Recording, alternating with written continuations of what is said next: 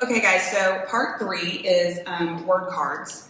And I didn't understand this when I started, but what we need to do is you're gonna have something that they call a fat stack. And your fat stack is going to be different words from different steps that you've already covered with that student. It doesn't have to be enormous. And you're gonna wanna do words that they should be able to read fluently, but words that maybe they have trouble with. So for instance, my student really has trouble with 3-letter blends. So I try to include words with 3-letter blends in them because we need to practice. He also, like most of our kids, has trouble with nonsense words. So usually the more challenging words for review to me are the nonsense words because those are the ones he's gonna have to decode.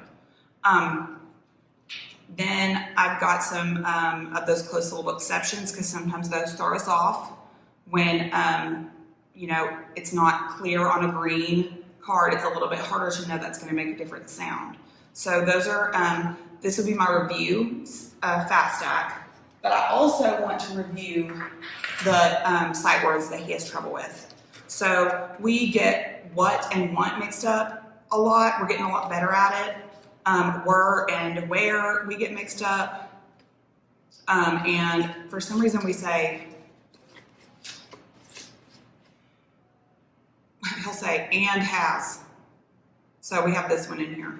And that's just what I do with, and I know that you have groups and I know you've got various levels, but just put some cards in there that you know that your kids as a rule are struggling with so you can do that. So first you're gonna do the review. You can make it fun, you can time them or whatever, and then like try to beat the time. But after you do let's just do a few of them. Sorry, we're filming. So Heather, just pretend that you're my student. You can make some mistakes too.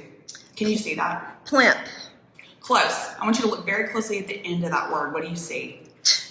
Good. So, and this is something most of your kids are going to struggle with. Words with that t on the end are really hard. So let's try it again. Read that one more time. Plimped. Good. Also, if you get stuck, you can say, I want you to tap it. Okay? Splose.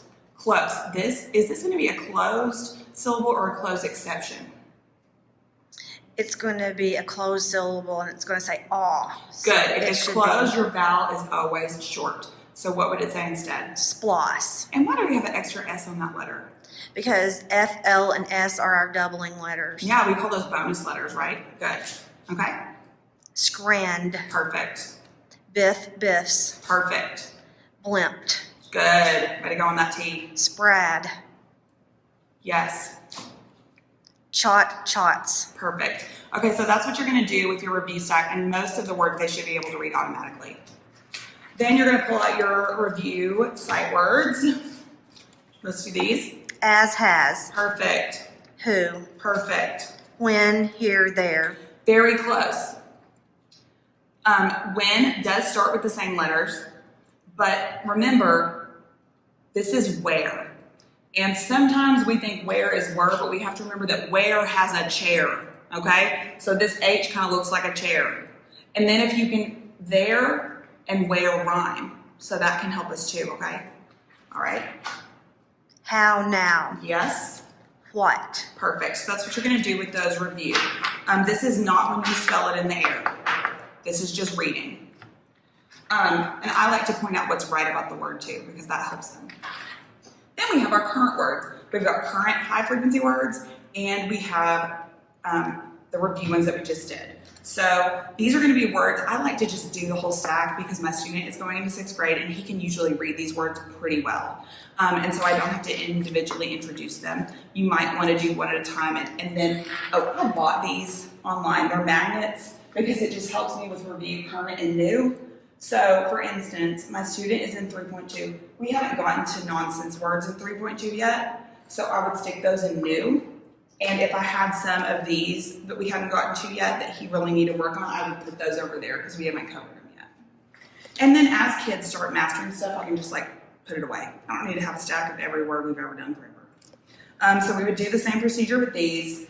And then, on your lesson plan, it's going to say vocabulary, high frequency word. You need to add one of these to the notebook each lesson. So you don't have to do both, just do one. If your student needs to work on sight words, just stick with sight words. And then they're gonna add it to their notebook and put a sentence.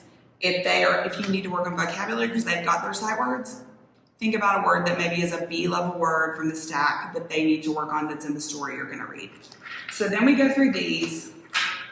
Then I'm gonna give him the current words, which I'm in 3.2 with him, so I would give him these words. And it's a little different because we are doing syllable division, and I might have to draw his attention to that. And once you get to step 3, students do not need to tap anymore. They are looking at the syllables, not each individual sound, because they'd probably forget what they were even tapping by the end of it.